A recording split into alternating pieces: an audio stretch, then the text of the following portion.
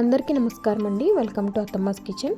ఈరోజు అత్తమ్మస్ కిచెన్లో అత్తమ్మ చేత్తో చాలా రుచికరమైన రొయ్యల కూర ఏ విధంగా తయారు చేసుకోవాలో చూద్దామండి. సింపుల్గా, ఈజీగా, టేస్టీగా ఉంటుంది. ఈ విధంగా ఒకసారి ట్రై చేసి చూడండి.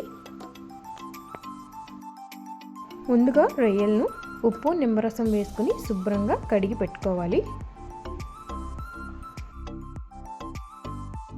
ఇప్పుడు ఒక పాన్ పెట్టుకుని అందులో ఒక 4 టేబుల్ స్పూన్లు ఆయిల్ యాడ్ చేసుకుని ఆయిల్ బాగా హీట్ అయిన తర్వాత శుభ్రం చేసి పెట్టుకున్న రొయ్యల్ని అలాగే 1/2 టేబుల్ స్పూన్ పసుపును వేసుకుని రొయ్యల్లోని వాటర్ అంతా ఎగిరిపోయినంత వరకు మనం రొయ్యల్ని అయితే ఫ్రై చేసుకోవాలండి. ఈ విధంగా ఫ్రై చేసుకున్న రొయ్యల్ని ఒక బౌల్లోకి అయితే తీసుకోవాలి. అదే కడాయిలోకి మనం ముందుగా కట్ చేసి పెట్టుకున్న ఉల్లికాయలను అయితే వేసుకోవాలి. ఉల్లికాయలు వేయడం వల్ల కూర మరింత రుచినిస్తుందండి. అలాగే ఇది ఉల్లిపాయ, టమాటా, ధనియాలు, జీలకర్ర, లవంగాలు పేస్ట్ అండి వేసుకుని 2 టేబుల్ స్పూన్ల అల్లం వెల్లుల్లి పేస్ట్ కూడా వేసుకుని పచ్చివాసన పోయేంత వరకు మనం ఉల్లిపాయ, టమాటా పేస్ట్ని అయితే ఫ్రై చేసుకోవాలి. ఇప్పుడు ఇందులోకి 3 టేబుల్ స్పూన్ల కారం కూడా యాడ్ చేసుకుని ఒకసారి ఫ్రై చేసుకోవాలి.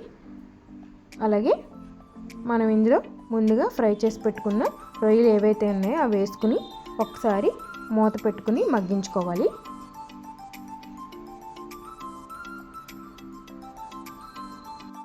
ఇప్పుడు ఇందులోకి తగినంత వాటర్ని అయితే యాడ్ చేసుకుని 10 to 15 మినిట్స్ వరకు కూర దగ్గరికి అయిపోయినంత వరకు లో ఫ్లేమ్లో కుక్ చేసుకోవాలి. చూసారు కదండి, ఈ విధంగా దగ్గరికి అయినప్పుడు ఫైనల్గా కొత్తిమీర వేసుకుని రొయ్యల ఇగురిని సర్వ్ చేసుకోవడమేనండి.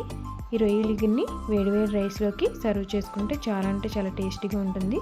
సింపుల్గా టేస్టీగా ఉండే రొయ్యల ఇగురు ఈ విధంగా మీరు కూడా ఒకసారి ట్రై చేసి చూడండి. వీడియో నచ్చితే ఒక లైక్ చేయండి, మీ ఫ్రెండ్స్ అండ్ ఫ్యామిలీతో షేర్ చేయండి. ఇంకా ఇలాంటి టేస్టీ రెసిపీస్ కోసం మా ఛానల్ని అయితే సబ్స్క్రైబ్ చేసి బెల్ ఐకాన్ని ప్రెస్ చేయండి. మీ అభిప్రాయాల్ని కామెంట్ రూపంలో తప్పక తెలియజేయండి. మళ్ళీ మరొక మంచి రెసిపీతో కలుద్దాం. అప్పటి వరకు నమస్కారం.